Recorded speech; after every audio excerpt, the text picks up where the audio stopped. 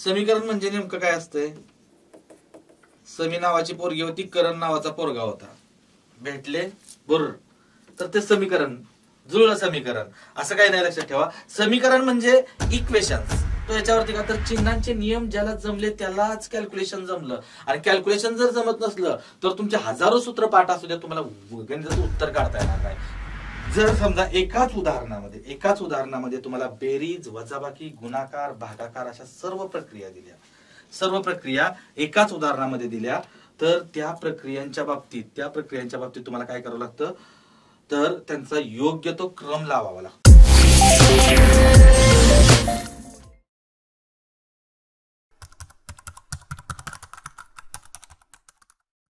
नमस्कार मित्रांनो, मी प्राध्यापक नितीन सत्रे आपल्या सर्वांचं व्हेनेटर करिअर्सच्या ऑनलाईन प्लॅटफॉर्मवरती स्वागत करतो. मित्रांनो, तुम्ही एकदम मस्त आहात हे मला माहिती आहे, पण मी सांगितलंय मस्त राहायचं नाही, आपल्याला मस्त राहायचंय पण कसा अभ्यास करत करत मस्त राहायचंय, बरोबर. सध्या आपण संख्यानी मूलभूत प्रक्रिया हा घटक, अगदी बेसिक गणिताचा बेसिक घटक पाहतोय. पाठीमागच्या सेशन मध्ये आपण त्रिकोणी संख्या नेमकं काय आहे हे पाहिलं होतं, बरोबर. त्रिकोणी संख्या या सेशनला आपण अतिशय महत्वाचा घटक तो म्हणजे अंकगणितातील मूलभूत प्रक्रिया, जो हा घटक आहे, लक्षात ठेवा. हा मूलभूत प्रक्रिया, बेसिक ऑपरेशन्स, मूलभूत प्रक्रिया. आता ह्या मूलभूत प्रक्रिया पाहताना बऱ्याच जणांना वाटतं मला मूलभूत प्रक्रिया जमतात, पण नाही, लक्षात ठेवा, फसतात विद्यार्थी, फसू शकतात. कसे काय ते आपण बघणार आहोत. आता मूलभूत प्रक्रिया ऍक्च्युअली बेसिकली गणितामध्ये मूलभूत प्रक्रिया किती आहेत, तर 4च आहेत. हे सर्वश्रुत आहे. बेरीज, वजाबाकी, गुणाकार आणि भागाकार, बरोबर. या 4च प्रक्रिया आहेत, बेरीज, वजाबाकी, गुणाकार आणि भागाकार. पण आता त्याच्यामध्ये काय होतं की जर आपण गणितीय दृष्ट्या किंवा आपल्याला ज्या प्रकारचे प्रश्न विचारले जातात परीक्षांना, त्यामध्ये आणखी 2 प्रक्रिया वाढतात किंवा आणखी 2 घटक वाढतात. त्यामध्ये कंस आणि चे म्हणजे ऑफ, काय भानगड आहे ते आपण पाहणार आहोत. ओके. पण सुरुवातीला आता यामध्ये आपण काय तर गणितातल्या मूलभूत प्रक्रिया ज्या पाहत आहोत आपण, त्या मूलभूत प्रक्रिया नेमक्या काय आहेत. बेरीज आणि वजाबाकी म्हणजे नेमकं काय, गुणाकार भागाकार म्हणजे काय, त्याच्याशी रिलेटेड असणारे चिन्हांचे नियम आपण सुरुवातीला पाहणार आहोत. पहा मित्रांनो, सिंपल. ऍक्च्युली बेरीज आणि वजाबाकी ही एकच प्रक्रिया आहे, फक्त एका नाण्याच्या 2 बाजू आहेत, त्या परस्पर विरुद्ध आहेत. सेम गुणाकार आणि भागाकार एकच प्रक्रिया आहे, फक्त त्या परस्पर विरुद्ध आहेत, लक्षात ठेवा. आता एक सिंपल उदाहरण तुम्हाला सुरुवात करण्या अगोदर सांगतो की बघा, समजा हे p+7 = 12 असं एक इक्वेशन आहे, समीकरण, बरोबर. समीकरण, आता बरेच वेळा समीकरण हा शब्द, समीकरण म्हणजे नेमकं काय असतंय. समी नावाची पोरगी होती, करण नावाचा पोरगा होता, भेटले बरोबर, तर ते समीकरण जुळलं समीकरण. असं काही नाही, लक्षात ठेवा. समीकरण म्हणजे इक्वेशन्स, लक्षात ठेवा. समीकरण म्हणजे इक्वेशन म्हणजे नेमकं काय तर बरोबर चिन्हाच्या दोन्ही बाजू समतुल्य असणं म्हणजे समीकरण थोडक्यात. आता यातली एक बेसिक गोष्ट तुम्हाला माहिती आहे, हे सिंपल आहे. तुम्ही 3री, 4थी, 5वी, 6वी, 7वीला तर शिकला असेल.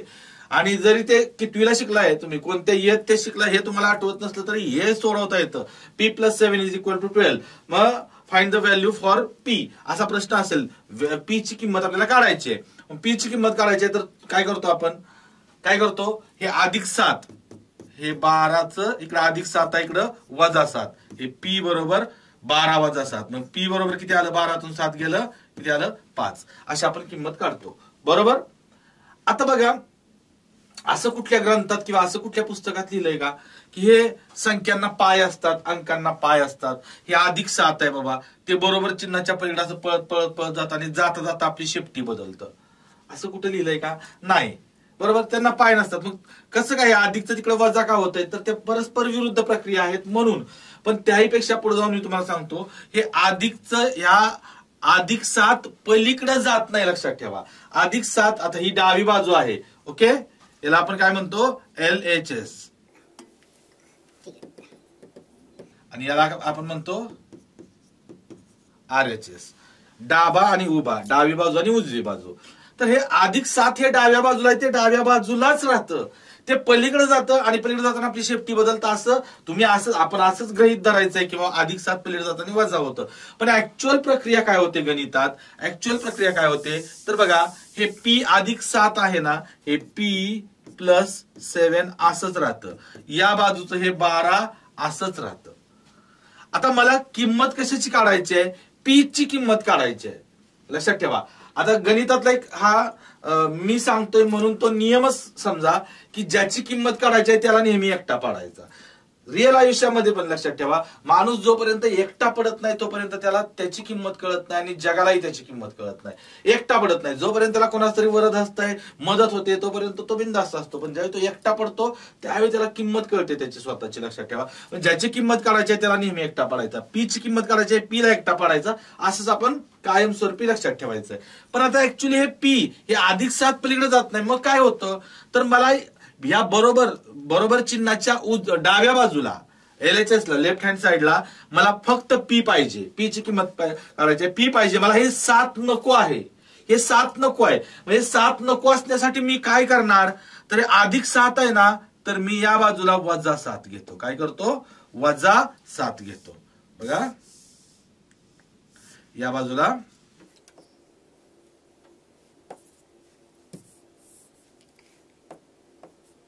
वजा 7, हे p प्लस 7 आहे, या बाजूला वजा 7. आता समीकरणाचा एक नियम काय आहे, अलिखित नियम आहे तो समीकरणाचा, की समीकरणाच्या डाव्या बाजूला तुम्ही जो बदल करताय तोच बदल तुम्हाला उजव्या बाजूला करावा लागतो. समीकरणाच्या डाव्या बाजूला जो बदल करतोय आपण तोच बदल उजव्या बाजूला करावा लागतो. डाव्या बाजूला काय बदल केला, वजा 7 घेतलं ना, तर इकडे सुद्धा आपल्याला वजा 7च घ्यावं लागतं. मग आता काय झालं बघा, हे अधिक 7 ला वजा 7 कट झालं. ओके, आपण आता बघा हेच कसं सोडवलं होतं मगाशी, हे तर p प्लस 7 बरोबर 12, तर इथं p बरोबर 12 वजा 7 असं केलं होतं, आणि इथं p बरोबर 5 असं आपण सोडवलं होतं. बरोबर नाही, म्हणजे अधिक 7 तिकडे वजा 7, पण वजा अधिक 7 जात नाही, हे अधिक 7 इथंच राहतं. फक्त या बाजूतून हे मला 7 नको आहे, मग अधिक 7 नको असण्यासाठी ते 7 कट करण्यासाठी मला डाव्या बाजूला वजा 7 घ्यावं लागलं. सेम मला उजव्या बाजूला वजा 7च घ्यावं लागलं. या अधिक 7 ला लक्षात घ्या, या अधिक 7 ला हे वजा 7 कट झालं, या बाजूला फक्त पी राहिलं, आणि 12तून 7 गेलं किती आलं, 5 आलं. तुम्ही म्हणाल हे सोपं आहे, आम्हाला एवढं फोडून सांगायची गरज नव्हती. ओके, गरज नव्हतीच, पण लक्षात ठेवा हे चिन्हांचे नियम आता जे आपण पाहणार आहोत, चिन्हांचे नियम अतिशय महत्वाचे आहेत. हे लेक्चरच एवढं महत्वाचं आहे, लक्षात ठेवा. संपूर्ण गणित या लेक्चरवरती डिपेंड आहे. संपूर्ण गणित काय आहे याच्यावरती, जेवढ्या जो सिलेबस आपण गणितामध्ये पाहणार आहे तो याच्यावरती का तर चिन्हांचे नियम ज्याला जमले त्यालाच कॅल्क्युलेशन जमलं, आणि कॅल्क्युलेशन जर जमत नसलं तर तुमचे हजारो सूत्र पाठ असू द्या, तुम्हाला गणिताचं उत्तर काढता येणार नाही जर तुम्हाला कॅल्क्युलेशन जमत नसेल तर. त्यामुळे हे लेक्चर खूप महत्वाचं आहे. हे लेक्चर काळजीपूर्वक वाटतं तर पुन्हा ते रिवाइंड करून बघा लेक्चर हे, पण हे लेक्चर महत्वाचं आहे. हे लेक्चर जोपर्यंत तुमचं परफेक्ट क्लिअर होत नाही तुम्हाला गणितात इतर गोष्टींमध्ये त्रास होणार, लक्षात ठेवा. ओके, तर आता आपण बघा अंकगणितातील मूलभूत प्रक्रिया. ओके, आपला पॉइंटच काय आहे तर अंकगणितातील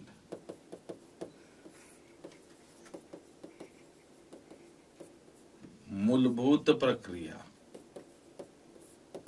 अंकगणितातील मूलभूत प्रक्रिया. आता या अंकगणितातील मूलभूत प्रक्रिया कोणकोणत्या आहेत, बेरीज, वजाबाकी, गुणाकार आणि भागाकार. ओके, तर याच्यात आता सगळ्यात महत्त्वाचं आपल्याला पाहायचं आहे पहिल्यांदा, म्हणजे सुरुवात करायची आपल्याला चिन्हांच्या नियमांपासून. कशापासून तर चिन्हांचे नियम.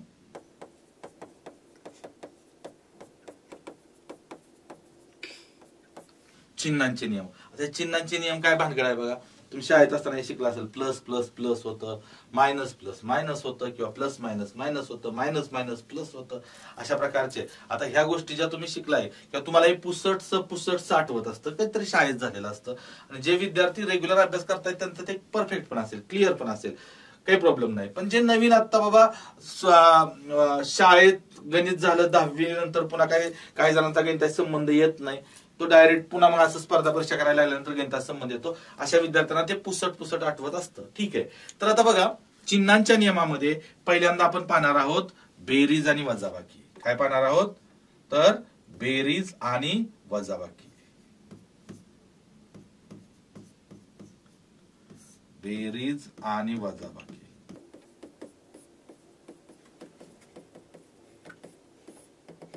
बेरीज आणि वजाबाकी. आता यामध्ये बघा तुम्हाला सांगतो बेरीज आणि वजाबाकी मध्ये दोन नियम आहेत. चिन्हांचे दोन नियम, गुणाकार भागाकाराचे दोन नियम आहेत. असे 4 नियम आपल्याला करायचे आहेत. गणिती नियम काय आहेत बघा. पहिला नियम काय असतो तर नियम क्रमांक 1 बेरीज किंवा वजाबाकी. कलर चेंज करू आपण. बेरीज किंवा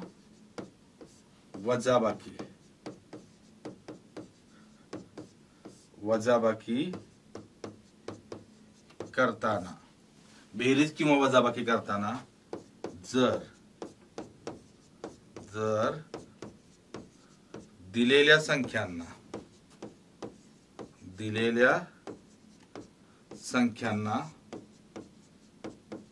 समान चिन्हे असतील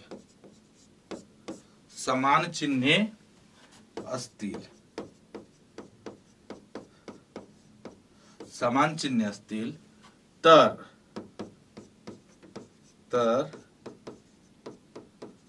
त्यांची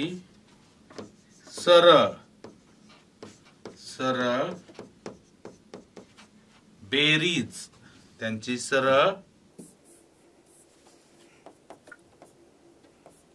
बेरीज करून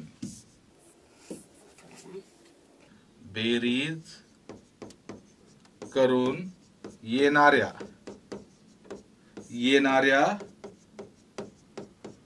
उत्तराला समान असणारे चिन्ह द्यावे.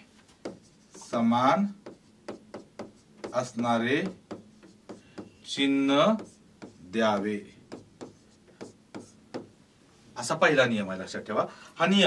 हा गणिती नियम आहे. तुम्ही पाठ करायची तर बिलकुल गरज नाही. लक्षात राहिला तर अतिउत्तम, नाही लक्षात राहिला तर त्याच्यापेक्षा उत्तम. का तर मी तुम्हाला आणखी सोप्या पद्धतीने सांगणार आहे. पण हे आता पुस्तकामध्ये तुम्हाला हा नियम दिसेल. काय, बेरीज किंवा वजाबाकी करताना जर दिलेल्या संख्यांना समान चिन्हे असतील.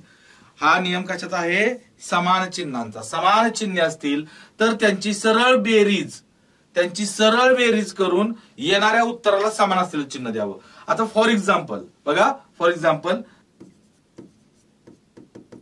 उदाहरण 5 अधिक 3 याचं उत्तर तुम्ही झोपेत पण देणार. 5 अधिक 3 उत्तर किती येतं, 8. पण इथं आपण नियम वापरलाय, लक्षात ठेवा. या 5ला कोणतंच चिन्ह नसतं ना, त्यावेळी लक्षात ठेवा त्याला चिन्ह कोणतं असतं, प्लस चिन्ह असतं. कोणतं चिन्ह असतं तर प्लस चिन्ह असतं. 5ला कोणतंच चिन्ह नसतं, त्यावेळी ते काय असतं, प्लस चिन्ह असतं. म्हणजे समान चिन्ह आहेत बघा. आता हा नियम काय सांगतोय, समान चिन्ह असतील तर त्यांची सरळ बेरीज होते. आणि येणाऱ्या उत्तराला समान असलेलं चिन्ह. याला 8ला कोणतंच चिन्ह नाही, त्यावेळी त्याला चिन्ह असतं प्लस. लक्षात ठेवा, त्याला चिन्ह कोणतं असतं, प्लस चिन्ह असतं. Okay, plus. मग इथं काय झालं बघा, तर हे प्लस झालं. +8 +5 +3 +8. ओके, 5 आणि 3 8. दुसरं उदाहरण जर घ्यायचं झालं बघा, -5 -3 समान चिन्ह आहेत ना, त्यांनी काय झालं, नियम. आता फक्त आपण नियमाप्रमाणे चाललोय. हे नियमाप्रमाणे जे आपण करतोय ते नियमाप्रमाणेच करायचे आहे. फक्त हा नियम लक्षात राहिला नाही, हे वाक्य लक्षात राहिलं नाही तर सोपी पद्धत मी तुम्हाला सांगणार आहे व्यवहारातली थोड्या वेळात. बघा, हे -5 -3 आहे. तर काय म्हणते, समान चिन्ह असली तर त्यांची काय करायची, सरळ बेरीज करायची आहे. इथं सुद्धा बघा 5 आणि 3 ची बेरीज 8च होते. आणि त्यांना समान असलेलं चिन्ह वजा हे समान चिन्ह आहे की नाही, तर समान असलेलं चिन्ह त्या उत्तराला येतं. याचं उत्तर -8 येतं, याचं उत्तर +8 येतं. ओके, समान चिन्ह असतील तर त्यांची सरळ बेरीज होते आणि येणाऱ्या उत्तराला समान असलेलं चिन्ह दिलं जातं. हा नियम क्रमांक 1 आहे, लक्षात ठेवा. हा नियम क्रमांक 1 आहे. याचं एक उदाहरण आणि इथं दुसरं उदाहरण घेतो.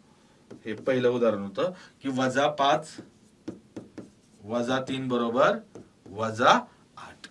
ओके, आता दुसरा नियम पण इथं लगेच मी लिहून देतो. दुसरा नियम काय सांगतात की बघा, बेरीज किंवा वजाबाकी करताना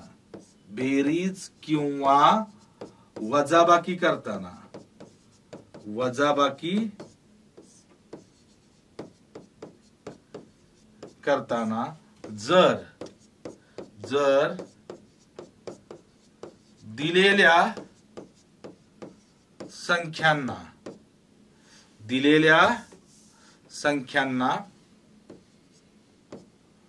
भिन्न चिन्हे असतील,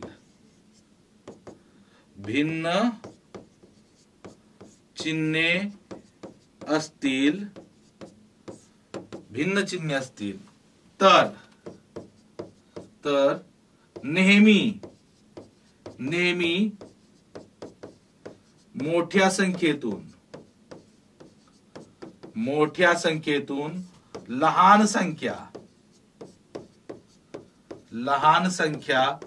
वजा करून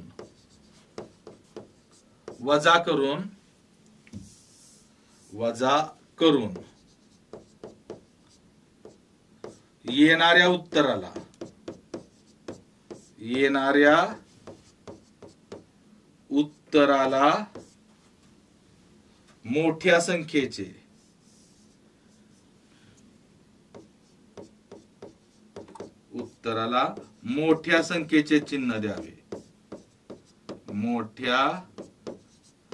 संख्येचे चिन्ह द्यावे, इथंच लिहितो, चिन्ह द्यावे. ओके. आता बघा याचं उदाहरण तुम्हाला नियम पण समजावून सांगतो.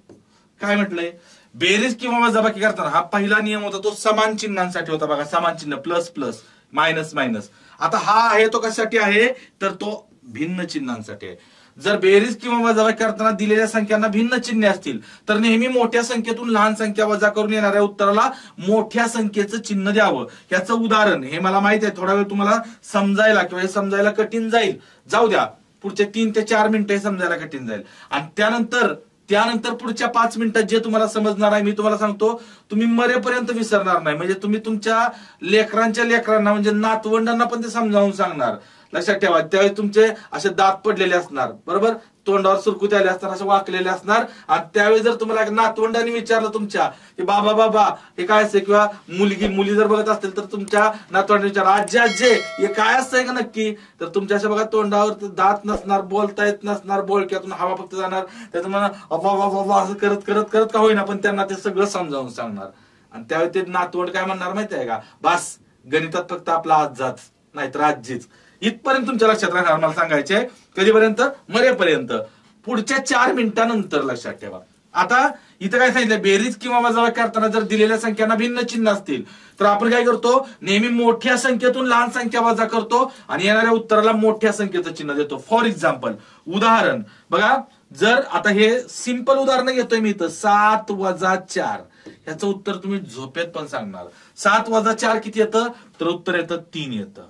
पण कसं काय 3 आलं, हे उत्तर नियमाप्रमाणेच उत्तर येत असतं. लक्षात ठेवा, या 7ला कोणतं चिन्ह आहे, आता लक्षात ठेवा 4चं चिन्ह मायनस आहे, हा वजा आहे, आणि 7ला चिन्ह इथं दिसत नाही. जेव्हा चिन्ह कोणतंच नसतं त्यावेळी काय असतं, प्लस असतं. आता बघा भिन्न चिन्ह आहे तिथं, या 7ला प्लस आहे आणि 4ला मायनस आहे. भिन्न चिन्ह असतील तर आपण काय करतोय, मोठ्या संख्येतून 7 मधून 4 वजा करतोय, 7 मधून 4 वजा करतोय, किती आलं 3. आणि येणाऱ्या उत्तराला मोठ्या संख्येचं चिन्ह देतोय. कोणत्या, मोठ्या संख्येचं चिन्ह देतोय. मोठ्या संख्येचं चिन्ह कोणतं आहे, प्लस आहे, तर ह्याचं चिन्ह कोणतं आलं, प्लस. तर हे 3 कसलं 3 आलं इथं, तर +3, इथं +3. ओके. तर आता दुसरं उदाहरण, याचं दुसरं उदाहरण जर घ्यायचं झालं तर 5 वजा 9, 5 वजा 9 करायचं आहे. आता बघा पुन्हा ह्या 5ला कोणतंच चिन्ह नाही, म्हणजे प्लस चिन्ह आहे. आता 5 वजा 9 म्हणजे 5 मधनं 9 वजा होत नाही, पण काय म्हणतात, भिन्न चिन्ह असल्यानंतर आपल्याला नियम काय सांगतोय, आता फक्त आपण नियमाला धरूनच चाललेलो आहे. गणिती नियम काय सांगतोय, तर मोठ्या संख्येतून लहान संख्या वजा करा. मोठी संख्या कोणती आहे, 9 आहे. मोठी संख्या काय आहे, 9, आणि लहान संख्या काय आहे, 5. 9तून 5 गेलं किती राहिलं, 9तून 5 गेलं 4 राहिलं. 9तून 5 गेलं किती राहिलं, 4. आणि मोठ्या संख्येचं चिन्ह काय आहे, मायनस, तर उत्तर काय आलं, -4. याचं उत्तर काय आलं, -4. हे आतापर्यंत आपण फक्त काय पाहिल्या, गणिती प्रक्रिया पाहिल्या. ओके. आता मी तुम्हाला याच्या व्यवहारिक थोडा आपण जाऊया. मी म्हटलं ना तुम्हाला, आता तुम्हाला जे मी सांगतोय ते कधीच विसरणार नाही तुम्ही. फक्त हे जर तुमचे नियम लक्षात राहिले, हे नियम लक्षात राहिले अतिउत्तम. नियम लक्षात नाही राहिले तर फक्त दोन गोष्टी लक्षात ठेवा. दोन गोष्टी कोणत्या? तर प्लस. काय लक्षात ठेवा? प्लस. प्लसचा अर्थ, प्लस म्हणजे शिल्लक.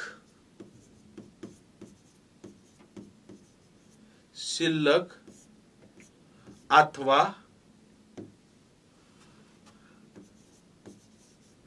बॅलन्स. शिल्लक अथवा बॅलन्स. आणि मायनस. मायनसचा अर्थ काय लक्षात ठेवा माहिती आहे का? वजाचा अर्थ. कर्ज. कर्ज किंवा देणं. बरं, हे पाठ करायचं नाही. हे चिन्हांचे अर्थ मी जे सांगितले, शिल्लक, बॅलन्स, कर्ज देणं, पाठ करायचं नाही. प्लस म्हणजे काय? समजा मी काय म्हटलं, माझा बिझनेस प्लस मध्ये चाललाय. मी एखादा बिझनेस टाकला, समजा एखादं दुकान टाकलं मी किराणा मला, तर प्लस मध्ये चाललं. तर प्लस मध्ये चालल्याचा अर्थ काय असतं माहिती? प्लस म्हणजे अधिक. प्लस मध्ये चाललं म्हणजे माझ्या अकाउंटला पैसे शिल्लक राहिले असतील त्या धंद्यातून भेटलेले, बिझनेस मधून भेटलेले. किंवा मी काय म्हटलं, माझा बिझनेस डब्यात गेला. डब्यात गेला म्हणजे मायनस मध्ये गेला. मायनस मध्ये कधी जातो? ज्यावेळी माझ्यावरती कर्ज होईल किंवा मला कोणाच तरी देणं असेल त्यावेळी. ओके. आता बघा इथं याच्यामध्ये पहिला नियम आहे का नाही? ह्याच्या पहिल्या नियमात बघा, पहिलं उदाहरण आपण घेऊ. 5 अधिक 3. इथं बघा काय. आता हा नियम आपल्याला काढून टाकतो मी. आता नियम काही गरज नाही आता ह्या नियमाची. फक्त उदाहरण ठेवतो मी इथं. फक्त उदाहरण. पहिल्या नियमाचं उदाहरण काय होतं बघा, 5 अधिक 3 बरोबर 8. बघा तेच इथं नियम पहिला. याच 5 अधिक 3 बरोबर. आता बघा 5 म्हणजे काय आहे? तर 5 ला कोणतंच चिन्ह नाही. 5 ला कोणतंच चिन्ह नाही याचा अर्थ काय असतो? त्याला प्लस चिन्ह आहे. आता हे 5 प्लस म्हणजे माझ्या एका खिशात 5 रुपये शिल्लक आहेत आणि दुसऱ्या खिशामध्ये 3 रुपये शिल्लक आहेत. एकात 5 शिल्लक आहेत, एकात 3 शिल्लक आहेत. टोटल माझ्याकडे 8 रुपये. हे 8 रुपये माझ्याकडे, लक्षात ठेवा 8 रुपये काय आहेत मॅडम? शिल्लक. शिल्लकला काय आहे? प्लसचं चिन्ह. शिल्लकला काय आहे? प्लसचं चिन्ह. मला उत्तर येतं +8. ओके. किंवा आता इथं बघा -5. हे पहिलं उदाहरण झालं. आता दुसरं उदाहरण काय याचं? तर बघा -5 -3 असं हे दुसरं उदाहरण आहे. आता हे दुसरं -5 -3 चा अर्थ काय आहे लक्षात घ्या. तर मायनस. आता या उदाहरणामध्ये प्लस नाहीच आहे. प्लस कुठंच नाही. याचा अर्थ शिल्लक काहीच नाही. माझ्याकडे शिल्लक काहीच नाही. पण मला एकाचे 5 रुपये देणं आहे. मायनस म्हणजे कर्ज किंवा देणं. एकाचं 5 रुपये देणं आहे आणि दुसऱ्याचं 3 रुपये देणं आहे. एकाचं 5 रुपये देणं आहे, दुसऱ्याचं 3 रुपये देणं आहे. टोटल मला याचं 5 रुपये देणं, याचं 3 रुपये देणं, मला 8 रुपये काय आहे? टोटल देणं आहे. देणं म्हणजे काय? देणं किंवा कर्ज म्हणजे काय? मायनस. तर काय आलं बघा? -8. याचं उत्तर काय आलं? -8. इथं बघा -5 -3 बरोबर काय आलं? -8. हे पहिल्या नियमाचं बघा. अजिबात नियम पाठच करू नका. आता दुसरा नियम. आता इथं बघा दुसरा नियम. मी काहीच नाही, फक्त एवढ्या दोन गोष्टी आपल्या व्यवहारातल्या आहेत. त्याही बाहेरच्या कुठल्या विद्या बोलायची नाही, सूत्रपाठ करायचं नाही. व्यवहारातल्या दोन गोष्टी आहेत, त्याच्यावर लक्षात घ्या फक्त. आता इथं बघा, इथं काय माहितीये का? 7 अधिक 4 आहे. दुसरा नियम आता बघतोय आपण. दुसरा लक्षात ठेवा. 7 वजा 4 आहे. 7 वजा 4. ओके. नियम काय सांगतोय आता बघा. या 7 ला कोणतं चिन्ह नाही याचा अर्थ इथं प्लस आहे. +7 -4. आता प्लस म्हणजे काय? तर माझ्या खिशात 7 रुपये शिल्लक आहेत. माझ्या खिशात 7 रुपये शिल्लक आहेत आणि मला 4 रुपये मायनस म्हणजे कर्ज. माझ्यावर 4 रुपये कर्ज आहे किंवा मला 4 रुपये कुणाच तर द्यायचे आहेत. तो सावकार आला बघा, जुन्या मराठी चित्रपटातल्या निळफुल्यासारखा असा मस्त पान सगळं जबरदस्त आला, असा शिव्या घालतच आला का? तर तो सावकार आहे. सावकार म्हणले शिव्या घालणार. मग माझ्या खिशात 7 रुपये शिल्लक आहेत, त्याला द्यायचे किती आहेत? मला 4 रुपये देणं आहे. 4 रुपये देणं आला शिव्या घालत. मी काय केलं? खिशातले 7 रुपये मधले 4 रुपये काढले, त्याच्या तोंडावर फेकले. चल घे, निघ. तो एक शब्द बोलणार नाही.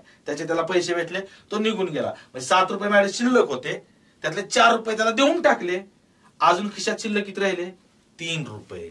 3 रुपये काय राहिले माझ्याकडं शिल्लक राहिले बघा. 3 रुपये काय राहिले प्लस, म्हणजेच 7तून 4 गेलं 3 येतं.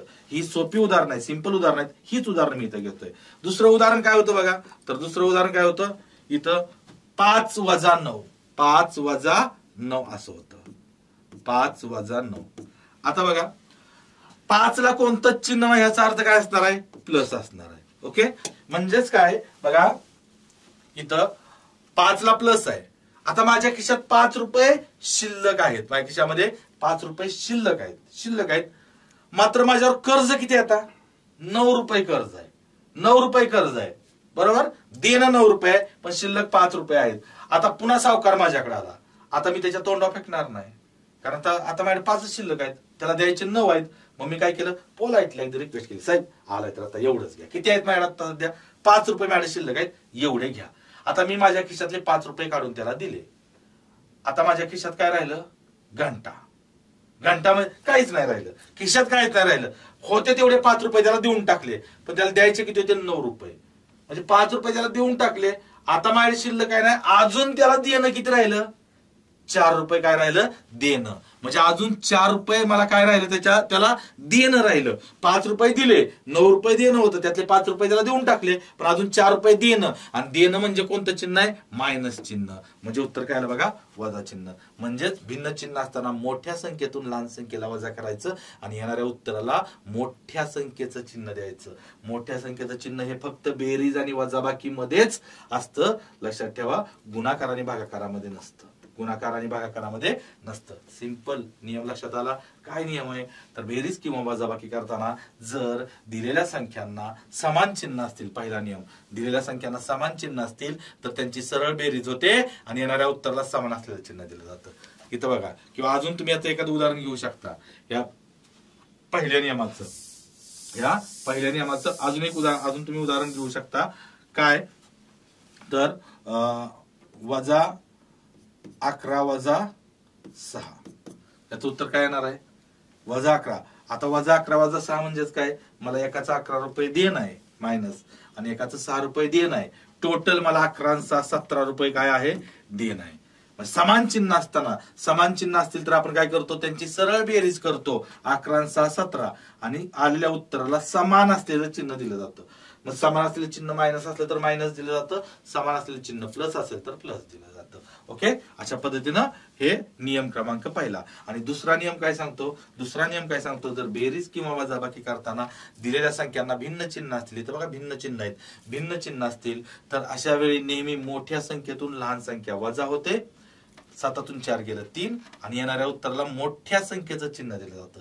इथं 5 वजा 9, 5 वजा 9 आहे तर मोठी संख्या 9, 9तून 5 गेलं 4 आणि मोठ्या संख्येचं चिन्ह मायनस ते उत्तराला येतं. एवढं लक्षात असू द्या. ओके, तर हे झाले चिन्हांचे नियम बेरीज आणि वजाबाकीसाठी. कशासाठी झाले बेरीज आणि वजाबाकीसाठी झाले. ओके, तर हे चिन्हांचे नियम आहेत. ते आता गुणाकार आणि भागाकारासाठी बघूया. आता आपल्याला बघायचे आहेत गुणाकार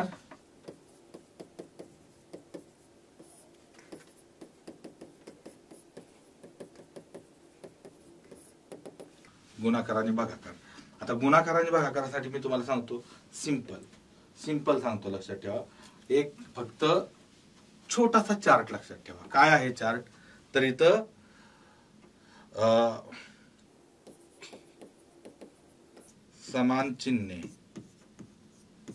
समान चिन्हे उत्तर प्लस पॉझिटिव्ह, हा पहिला नियम. आणि दुसरा नियम काय तर भिन्न चिन्हे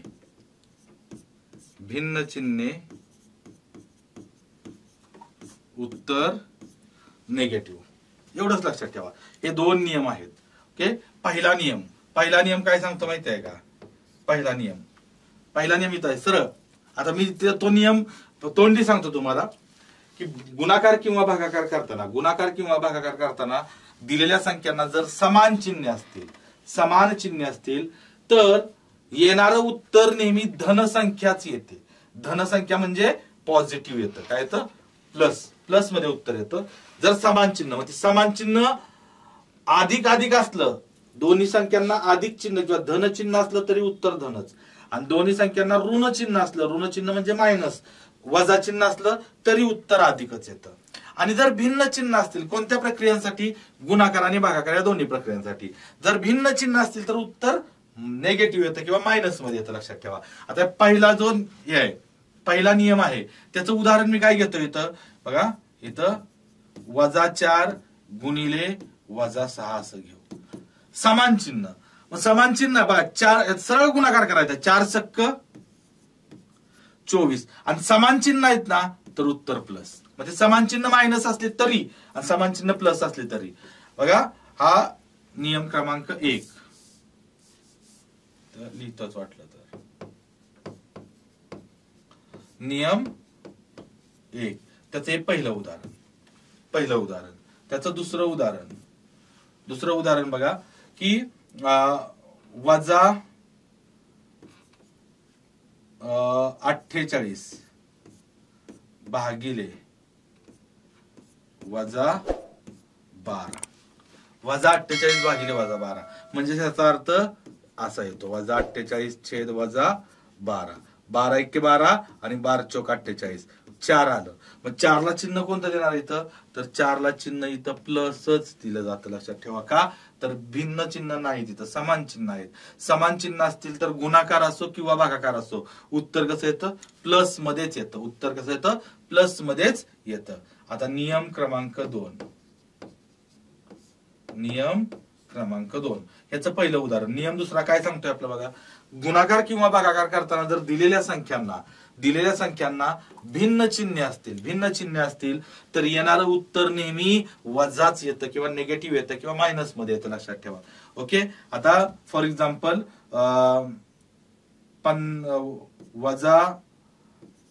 -8 गुणिले 15, -8 गुणिले 15 आहे. आता इथं गुणाकार तर करायचे, 15 8 120, 15 120, पण चिन्ह कसे आहेत, भिन्न चिन्ह म्हटल्यानंतर उत्तर काय येतं, मायनस मध्ये येतं, लक्षात ठेवा. फिक्स उत्तर काय येतं, मायनस मध्ये येतं. अजून एक उदाहरण भागाकारात आपण घेऊया की -87 भागिले भिन्न चिन्ह घ्यायचे, -87 भागिले 29. ओके, म्हणजे त्याचा अर्थ असा येतो, -87 छेद 29, 29 1 29, 29 त्रिक 87, म्हणजे इथं 3 आलं पण भिन्न चिन्ह आहेत त्यामुळे उत्तर काय येणार, मायनस येतं, लक्षात ठेवा. ओके, हे गुणाकार आणि भागाकाराचे चिन्हांचे नियम अतिशय सोपे आहेत. काय लक्षात ठेवायचे फक्त की गुणाकार किंवा भागाकार करताना जर दिलेल्या संख्यांना समान चिन्ह असतील तर उत्तर नेहमी धनसंख्याच येते, आणि गुणाकार किंवा भागाकार करताना जर दिलेल्या संख्यांना भिन्न चिन्ह असेल तर उत्तर नेहमी ऋण संख्याच येते. हे नियम फक्त मी एक शब्दात लिहून देतो, तुम्ही तुमच्या नोट्स मध्ये लिहून घ्या अथवा त्याचा स्क्रीनशॉट काढून नंतर लिहिलं तरी चालेल. फक्त बघा, हे शब्दात नियम तुम्हाला लिहून देतो मी काय आहेत. तर नियम क्रमांक पहिला,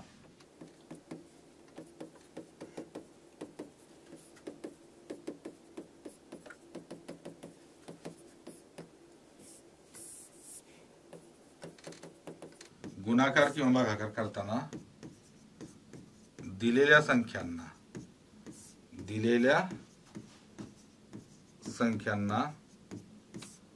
समान चिन्हे असतील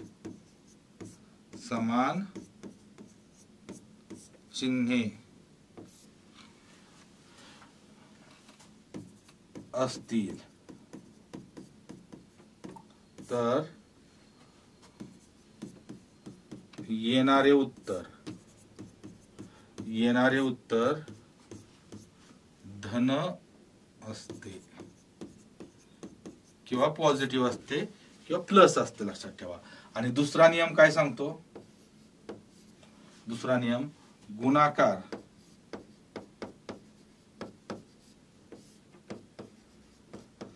किंवा भागाकार करताना, गुणाकार किंवा भागाकार करताना जर दिलेल्या संख्यांना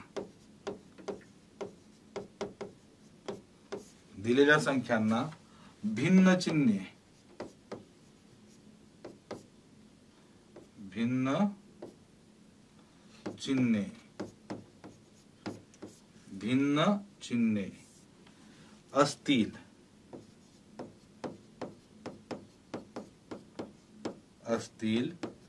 तर उत्तर नेहमी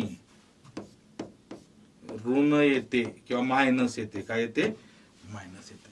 हे दोन नियम आहेत. हे दोन नियम आपण अगोदर शॉर्ट मध्ये पाहिलेले होते आणि आता फक्त ते शब्दांमध्ये आपण इथे लिहून घेतले. हे दोन नियम तुमच्या नोट्स मध्ये असू द्या. ओके, म्हणजे बेरीज, वजाबाकी, गुणाकार आणि भागाकार या चारही प्रक्रियांचे जे चिन्हांचे नियम आहेत ते आपण पाहिलेत. ओके, आता आपल्याला काय बघायचंय तर बॉडमास. बरोबर, बॉडमासचा नियम जो अतिशय महत्वाचा आहे कॅल्क्युलेशन साठी, तर तो काय आहे बघा.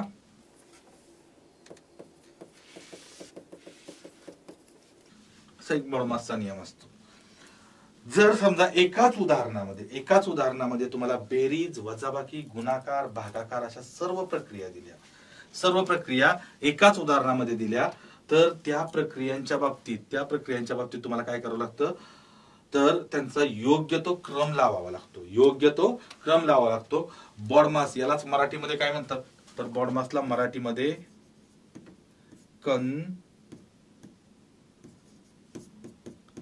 चे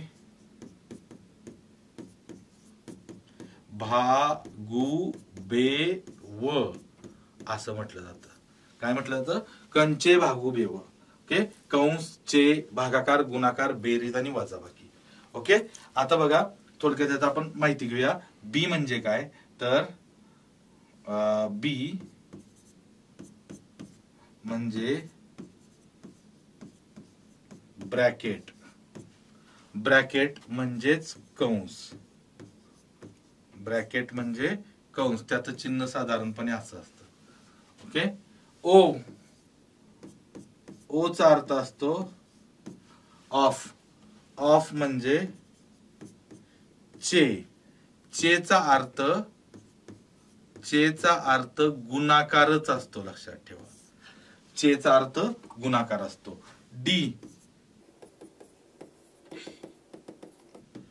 डिव्हिजन, भागाकार. डिव्हिजन म्हणजे भागाकार, त्याचं चिन्ह. ओके, एम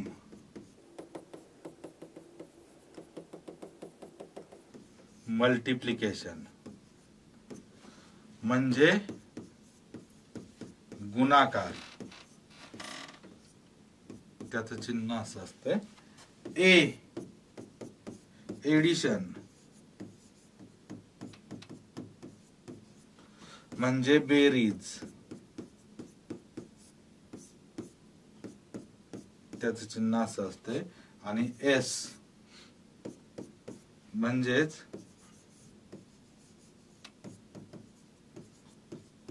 सबट्रॅक्शन म्हणजे वजाबाकी, त्याचं चिन्ह असं असते. काय भानगड आहे हे लक्षात ठेवा. हे बॉडमास. तर जर समजा एकाच उदाहरणामध्ये तुम्हाला बेरीज, वजाबाकी, गुणाकार, भागाकार आणि हे आता ब्रॅकेट म्हणजे कंस तुम्हाला माहिती आहेत, कंसामध्ये आपण कंस वापरतो गणितामध्ये. तर हे जर एकाच उदाहरणामध्ये दिले तर हे त्याचे मानपान आहेत किंवा हे क्रम आहेत. या क्रमानंच पहिल्यांदा तुम्हाला ब्रॅकेटच सोडवावा लागतो. त्यानंतर ऑफ असेल तर ऑफची प्रक्रिया आहे ती पहिल्यांदा म्हणजे गुणाकाराची, ऑफच्या गुणाकाराची लक्षात ठेवा, ती प्रक्रिया करावी लागते. त्याच्यानंतर भागाकाराची प्रक्रिया, त्याच्यानंतर गुणाकार, त्याच्यानंतर बेरीज आणि त्याच्यानंतर वजाबाकी. आता तुम्हाला सांगतो की आता इथं गुणाकार आणि भागाकार आहे बघा. इथं काय सांगितलंय तर हे डिव्हिजन आहे, डिव्हिजन आणि ही मल्टिप्लिकेशन. तर या गुणाकाराच्या अगोदर भागाकार आहे. मग गुणाकाराच्या अगोदर भागाकार आहे. मग जर गुणाकाराच्या अगोदर भागाकार करणे म्हणजे गुणाकाराच्या अगोदर भागाकार करण्याऐवजी जर उलट आपण केलं, अगोदर गुणाकार केल्यानंतर, कारण अगोदर भागाकार करा म्हटलंय त्यांनी, अगोदर भागाकार करा नंतर गुणाकार करा म्हटलंय. जर उलट केलं तर काय होणार? चुकतंय का बघूया आपण. आता फॉर एक्झाम्पल एक उदाहरण मी इथं घेतो बघा. एक उदाहरण की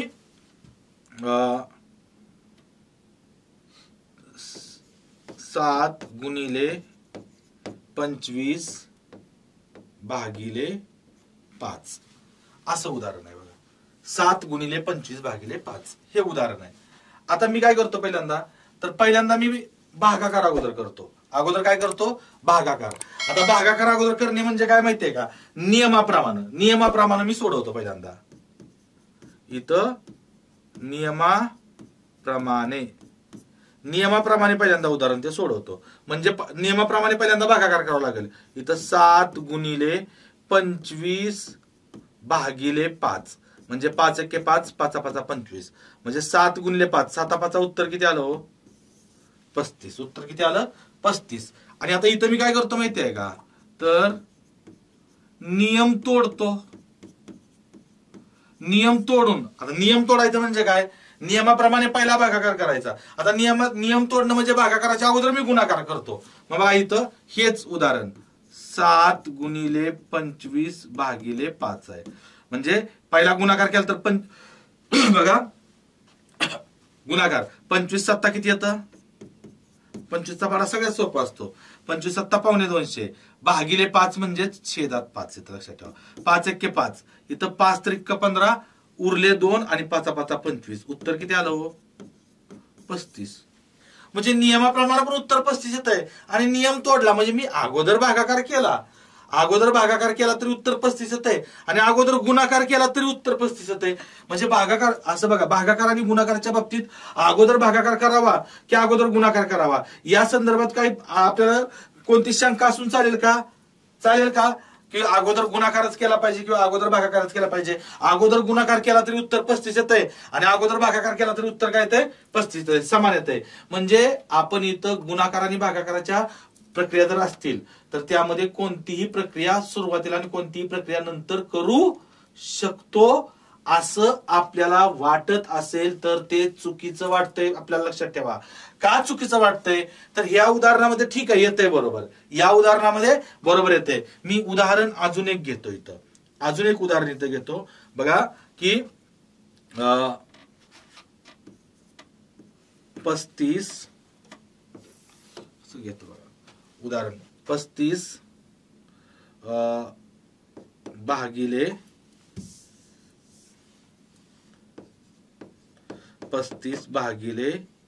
5 गुणिले 3.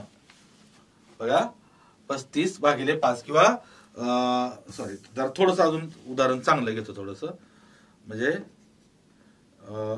48 भागिले 3 गुणिले 4 असं घेतो जरा उदाहरण. बघा आता मी काय करतो? नियमाप्रमाणे सोडवतो. नियमाप्रमाणे तर उत्तर बरोबर येणार आहे. मग 48 नियमाप्रमाणे पहिला भागाकार करावा लागणार आहे बघा. तर 48 भागिले 3 आणि गुणिले 4. 3 एके 3, 3 एके 3 उरले 1, 3 सक्का 18. 16 चोक किती आलं उत्तर? 64. किती आलं? 64. इथं किती आलं? 64 नियमाप्रमाणे. आता मी नियम तोडून, हेच उदाहरण काय बघा इथं 48 भागिले 3 गुणिले 4. आता मी नियम तोडतो. नियम जर तोडणं म्हणजे काय? नियम तोडणे म्हणजे अगोदर गुणाकार. लक्षात ठेवा. नियम तोडणे म्हणजे काय? अगोदर गुणाकार. म्हणजे हा नियम काय इथं अगोदर म्हटलंय भागाकार करा आणि मग गुणाकार आहे. ओके. मग आता बघा 48 भागिले 3 चोक 12. पहिला गुणाकार केला. इथं मी पहिला भागाकार केला नंतर गुणाकार केला. आता पहिला मी गुणाकार केला. 48 भागिले 12 म्हणजेच 48 छेद 12. 12 एके 12, 12 चोक 48. उत्तर किती येत आहे? 4 येते. उत्तर किती येते? 4 येते. पण ऍक्च्युअल उत्तर मात्र 64 आहे. आता उत्तर वेगळं येते.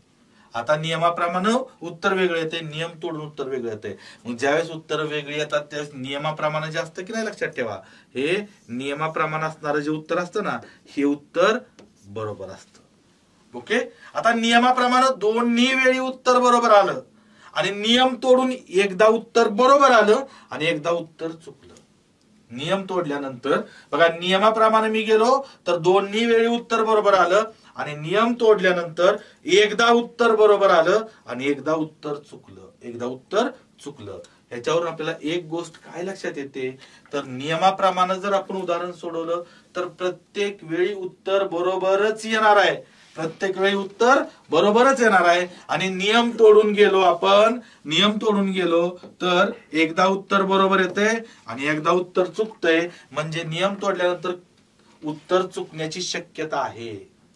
मग उत्तर चुकण्याची जिथं शक्यता असते ते टाळाच ना, नियम तोडून उत्तर काढण्याचं टाळायचंच. त्यामुळे नियमाप्रमाणे प्रत्येक वेळी, म्हणून हा नियम महत्वाचा आहे, लक्षात ठेवा. आता आणखी एक प्रश्न बघा, हे तुम्हाला समजवण्यासाठी झालं. आणखी एक प्रश्न तुम्हाला पडला असेल कदाचित, कारण आता तुम्ही स्क्रीनवरती मला पाहताय, ऑनलाईन पाहताय मला, त्यामुळं तुम्हाला एक प्रश्न पडला असेल. नसेल पडला प्रश्न तर मी तुम्हाला एक प्रश्न पाडतो की मी मगापासून सांगतोय की बाबा रे, गुणाकाराच्या अगोदर भागाकाराची प्रक्रिया केली पाहिजे. गुणाकाराच्या अगोदर कशाची प्रक्रिया? भागाकाराची प्रक्रिया केली पाहिजे, असं मगापासून मी ओरडू सांगतोय. मग इथं ह्या भागाकाराच्या अगोदर हा गुणाकार कसा काय आलाय? हा चेचा गुणाकारच आहे, तो चे म्हणजे गुणाकाराची प्रक्रिया आहे. मग भागाकाराच्या अगोदर हा गुणाकार कसा काय आलाय?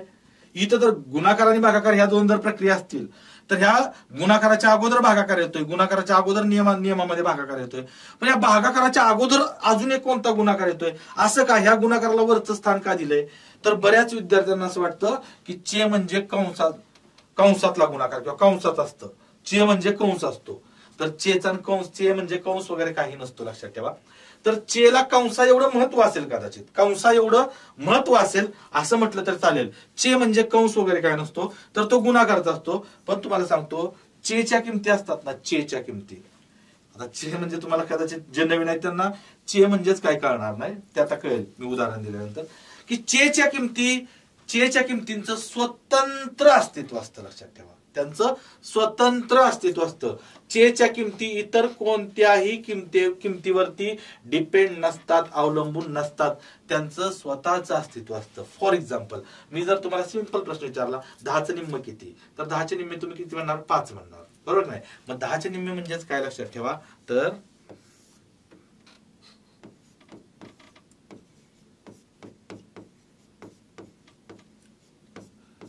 10चे निम्मे असं आपण म्हणतो. ह्याचं उत्तर तुम्ही तोंडी देता 5, पण तुम्ही ज्या ह्याचं 10चे निम्मे उत्तर तोंडी देताना 5, त्याचे तोंडी उत्तर तुम्ही बऱ्याच प्रक्रिया करून काढलेलं उत्तर असतं, लक्षात ठेवा.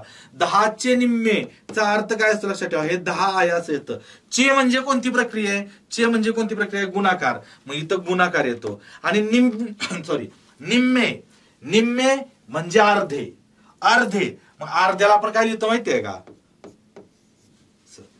फॉर एक्झाम्पल, अर्धा किलो मटण आणायला सांगितलं तुम्हाला आहे ना, अर्धा किलो आपण असं लिहितो की नाही, अर्धा किलो किंवा 0.5 लिहिलं तरी चालतं. पण शक्यतो टिकलीपासून 4 हात लांब राहायचं. टिकली म्हणजे पॉइंट, दशांश चिन्ह, हे असं लिहिलं तर चालतं. मी तुम्हाला सांगेन गणितामध्ये आपल्या माझा वैयक्तिक शिकवतानाचा तो नियम आहे कोणता, की टिकलीपासून 4 हात लांब राहायचं. टिकलीपासून काय करायचं? 4 हात लांब राहायचं, असं माझा नियम आहे. का ते तुम्हाला हळूहळू कळेल, कारण टिकली खूप त्रास देते. गरज पडली तर भिडायचं, पण शक्यतो लांब राहायचं. बघा आता, 10 गुणिले 1/2, 10चे निम्मे.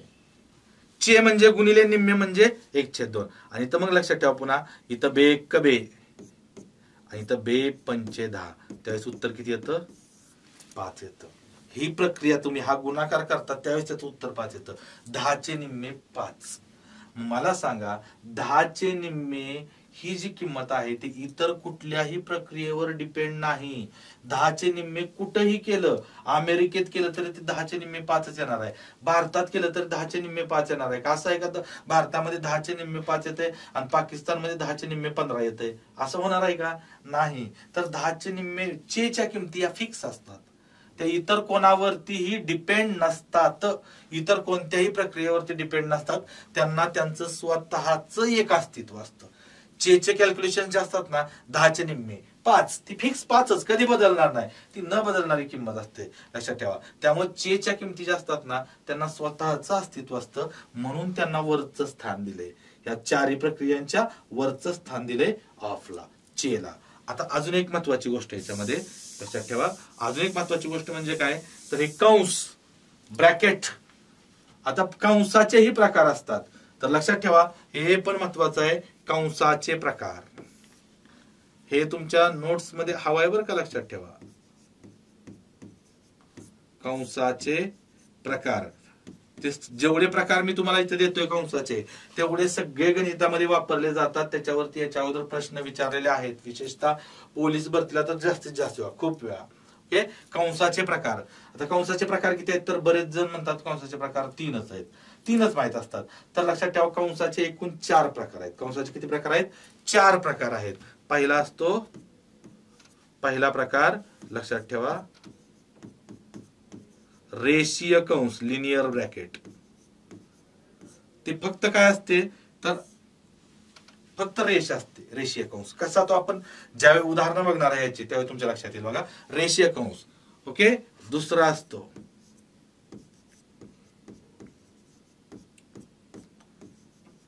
साधा कंस, साधा कंस. ओके, त्यानंतर तिसरा असतो महिरपी कंस, महिरपी कंस, महिरपी कंस. आणि चौथा असतो चौकटी कंस, चौकटी कंस. या चौकटी कंसालाच अजून एक नाव दिलं जातं, मोठा कंस, कारण तो सर्वात मोठा असतो. चौकटी कंस म्हणजे मोठा कंस, लक्षात ठेवा. तर हा महिरपी कंस, महिरपी कंस लक्षात ठेवा, त्याला कर्ली ब्रॅकेट म्हणतात. कर्ली, कर्ली म्हणजे कुरळे, आपण कर्ली हेअर्स म्हणतो तसे कुरळे केस, कुरळ्या केसांसारखा असतो. आणि याला स्क्वेअर ब्रॅकेट म्हणतात. स्क्वेअर ब्रॅकेट म्हणजे चौकटी कंस, लक्षात ठेवा, मोठा कंस. हे कंसाचे 4 प्रकार आहेत. आणि जसा हा यांचा मानपान आहे, लक्षात ठेवा, या चौघांचा जसा मानपान आहे ना, तसाच यांचा मानपान आहे. कंस ज्यावेळी एकापेक्षा जास्त कंस दिले जातात ना, त्यावेळी ते कंस असे असतात, लक्षात ठेवा. सगळ्यात आतमध्ये रेषीय कंस, त्याच्या बाहेर साधा कंस, त्याच्या बाहेर महिरपी कंस, आणि त्याच्या बाहेर चौकटी कंस. रेषीय कंस सर्वात आतमध्ये, साधा कंस त्याच्या बाहेर, महिरपी कंस त्याच्या बाहेर, आणि चौकटी कंस त्याच्या बाहेर. पहिला हा आतला कंस सोडावा लागतो आपल्याला, रेषीय कंस, त्याच्यानंतर साधा कंस सोडावा लागतो, त्याच्यानंतर महिरपी कंस, आणि त्याच्यानंतर चौकटी कंस. अशा पद्धतीने आपल्याला हे 4ही कंस सोडवावे लागतात.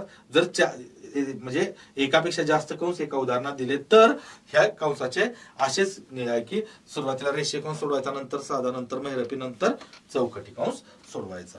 आणि ह्या आहेत ते हे. आता तुम्हाला सांगतो, यात हे मानपान, हे मानपान जर चुकले ना, तर आता तुम्हाला माहिती आहे, आपण मानपान आपल्या घरात समजा एखादं लग्न असलं, समजा माझं लग्न आहे आणि मला 4 बहिणी आहेत, त्या 4 बहिणींची लग्न झालेली आहेत, आणि माझं लग्न आहे. माझं लग्न आहे म्हणजे लग्नात जावई किती असणार आहेत? 4 जावई आहेत. माझं किंवा कोणाचंही लग्न पकडा, 4 जावई आहेत. आता त्या 4 जावयांपैकी ना, असं समजा सर्वात थोरला जावई मोठा बागायतदार आहे, मोठा बागायतदार आहे. 2 नंबरचा जावई मोठा इंजिनियर आहे, मोठ्या चांगल्या MNC मध्ये कामाला आहे, मल्टीनॅशनल कंपनीमध्ये कामाला आहे. आणि 3 नंबरचा जावई डॉक्टर आहे, दवाखाना आहे त्याचा, मोठा डॉक्टर आहे, तो नामांकित डॉक्टर आहे. आणि सगळ्यात धाकटा जावई समजा कलेक्टर आहे, जिल्हाधिकारी, कलेक्टर आहे. आता काय झालं मग, लग्नात प्रत्येक जण आला. थोरला जावई मस्तपैकी त्याच्या तालात सुरात आला, मस्तपैकी ते धोतर वगैरे लांब सदरा, असं धोतराचा एक टोक आपल्या एका हातात, मस्त पान बिन खाऊन रंगवून असा आला त्याच्या तालात. थोरला जावई बरोबर बागायतदार आहे. 2 नंबरचा जावई तो पण इंजिनियर आहे, तो पण असा मस्तपैकी सुटा बुटात आला त्याच्या तालात. 3 नंबरचा जावई डॉक्टर, तो पण त्याच्या तालात आला, तो काय कानात मशीन लावून येणार नाही, पण सुटा बुटात असं मस्त आला डॉक्टर. आता लहान जावई आहे ना, सर्वात लहान धाकटा जावई, तो मात्र येताना कसा येणार माहितीये का? तो कलेक्टर आहे. तो असं दिव्याच्या गाडीत Bong Bong Bong Bong Bong करत, तिच्या पुढं गाडी, पाठीमागे पोलिसांची गाडी. गाडीतनं उतरला की लगेच एक कॉन्स्टेबल त्याला लगेच छत्री पकडतो, लगेच छत्री मंडपात येईपर्यंत. ऊन वारा पाऊस काय असो नसो, छत्री पकडतो लगेच आत येईपर्यंत. त्याच्या भोवती 4-5 असे बंदूकधारी पोलीस असतात. असा पोलिसांचा ताफ्यातच आला की कलेक्टर टप टप टप टप टप सगळ्यांचं लक्ष गेलं कलेक्टर म्हणजे बघा पोस्टच तसे आहे, जिल्हाधिकारी पोस्टच तसे झालं. आणि मग वेळ आली मानपानाची. आता सगळ्यात धाकटा जावई कलेक्टर आहे म्हणून मानपानाला त्याला पहिल्यांदा स्टेजवर बोलवलं. तर काय होणार थोरला जावई रुसणार. थोरला जावई काय म्हणणार माहितीये का, तो कलेक्टर असेल त्याच्या घरी, इथं मान माझा आहे, माझ्या नंतर मग त्याला तिकडे काय करायचं असेल ते, बरोबर की नाही. त्यामुळं इथं मानपान खूप महत्वाचे आहेत. जसे तिथं लग्नात आपल्या घरच्या मानपान असतात ना, तसे मानपान. याच्यात जर पाठीमाग पुढे प्रक्रिया झाली, कोणतीही प्रक्रिया जर पाठीमाग पुढे झाली तर तुम्हाला ते वाटेला लावणार, लक्षात ठेवा 100%. ओके.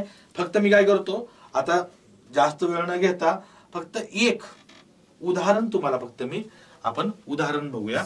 एक सिंपल उदाहरण. तुम्ही थोडासा प्रयत्न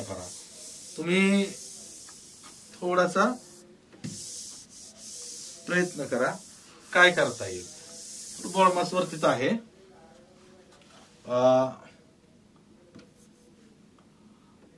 28 वजा चौकटी कंसामध्ये 26 वजा महिरपी कंसामध्ये 21 अधिक साध्या कंसामध्ये 15 वजा 3 गुणिले 4 असं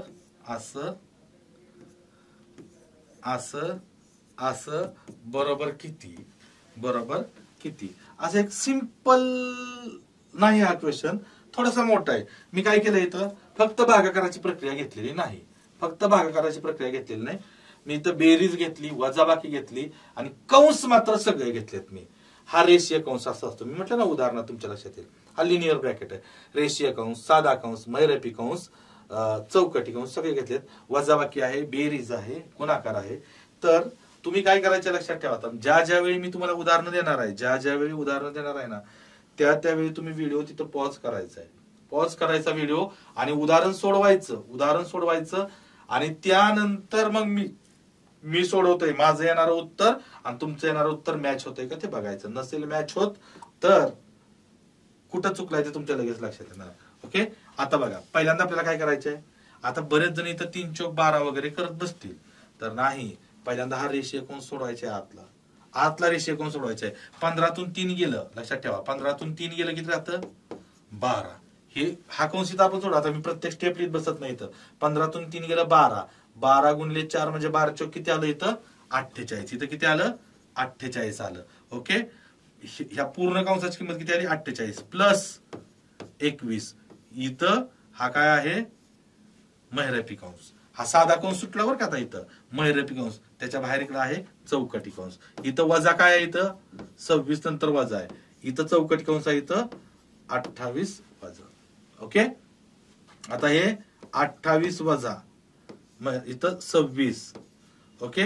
आता इथं बघा ह्या दोघांची आता हा कंस सोडवायचा आहे. आता पहिल्यांदा आतला 1 आणि 8 9, 2 आणि 4 6 आणि इथं बाहेर चिन्ह कोणतं आहे वजा चिन्ह आहे. ओके. पुन्हा 28. आता इथं बघा हे वजा चिन्ह तर आहेच. आता इथं 26 वजा 69 आहे बरं का. 26 वजा 69 आहे. मग तुम्हाला मी आता बघा इथं नियम काय लागू होतो. आता ह्या कंसात फक्त विचार करायचा. कंसात याला 26 ला प्लस आहे, याला मायनस आहे. भिन्न चिन्ह असतील तर आपण मोठ्या संख्येतून लहान संख्या वजा करतो आणि येणाऱ्या उत्तराला मोठ्या संख्येचं चिन्ह देतो. मग आता मोठ्या संख्येचे ह्यांचं उत्तर 69 ला वजा चिन्ह आहे तर इथं वजा येणार, लक्षात ठेवा. आणि मग ह्याच्यातून वजा केलं. 9तून 6 गेलं 3 आणि 6तून 2 गेलं 4 असं येईल. आता एक गोष्ट लक्षात ठेवा. इथं एक महत्वाची गोष्ट आहे 28. आता इथं वजा आहे आणि आता एक नियम पुढे उदाहरण तुमच्या लक्षात येणार आहे, बऱ्याच उदाहरणामध्ये येणार आहे. कंसाच्या बाहेर जर वजा चिन्ह असेल ना, कंसाच्या बाहेर कंसाला लागून वजा चिन्ह असेल ना, तर कंसातील चिन्ह बदलतात. लक्षात ठेवा, कंसातील चिन्ह बदलतात. म्हणजे कंसामध्ये मायनस असेल तर प्लस होतं, प्लस असेल तर मायनस. कधी? ज्यावेळी कंसाच्या बाहेर वजा चिन्ह असेल. तर कंसाच्या बाहेर वजा चिन्ह आहे ना, तर वजाचं अधिक होतं. लक्षात ठेवा, अधिक 43. मग इथं 8 आणि 3 11, इथं 2 आणि 4, आता 8 आणि 3 11ला हातचा एक राहिलाय बरं का. आणि इथं 2 आणि 4 6, 6 आणि 1 किती आलं? 7. तर उत्तर किती आलं? उत्तर किती आलं? 71. आय होप तुमचं उत्तर बरोबर आलं असणार आहे. कारण हे आता या प्रश्नामध्ये एक गोष्ट फिक्स आहे की आपण फक्त बेरीज वजाबाकी आणि गुणाकार घेतलाय, पण मी हे प्रक्रियांसाठी उदाहरण घेतलंच नव्हतं. मी हे उदाहरण घेतलंय कशासाठी? तर तुमचं कंसाचं कन्फ्युजन क्लिअर होण्यासाठी घेतलेलं आहे. कंस काय सोडवायचे त्यासाठी एक उदाहरण घेतलंय. याच्या आपल्याला बरीच उदाहरणं घ्यायची आहेत, बरीच उदाहरणं. फक्त आपण सध्या शिकतोय, थिअरी शिकतोय. लक्षात ठेवा, याचं प्रॅक्टिससाठी उदाहरणं आपण घेणार आहोत. मी तुम्हाला पुन्हा एकदा सांगतो, व्हेनिटर करिअर्स या आपल्या युट्यूब चॅनलवरती आपण संपूर्ण पोलीस भरतीचा मोफत कोर्स देतोय. संपूर्ण पोलीस भरतीचा मोफत कोर्स देतोय. त्यामध्ये गणित, बुद्धिमापन, मराठी व्याकरण, GS च्या संपूर्ण सिलेबस, अगदी तुमच्या चालू घडामोडी सहित सर्व विषयांचं संपूर्ण जो सिलेबस आहे तो संपूर्ण सिलेबस आपण इथं देतोय आणि तोही मोफत. त्यामुळं तुम्ही स्वतः तर याचा फायदा घ्याच आणि तुमच्या मित्रांना, जे गरजवंत मित्र आहेत, क्लास करू शकत नाहीत, क्लासला जाऊ शकत नाही, फीस भरताना त्रास होईल, पुण्या मुंबई सारख्या ठिकाणी जाता येत नाही, अशा मित्रांना आवर्जून ही लिंक शेअर करा या व्हिडिओची. लक्षात ठेवा, आणि हा आपला संपूर्ण कोर्स तुम्ही करा. कारण आमचं ध्येय एकच आहे, येणाऱ्या पोलीस भरतीमध्ये तुम्ही तुमच्या अंगावरती वर्दी धारण करून यावं, एवढीच फक्त आमची अपेक्षा आहे तुमच्याकडून. या व्यतिरिक्त तुमच्याकडून आम्हाला या कोर्ससाठी एकही रुपयाची अपेक्षा नाही. संपूर्णपणे मोफत कोर्स तुम्हाला दिला जातोय. ओके, आजच्या सेशन मध्ये आपण इथंच थांबूया. धन्यवाद.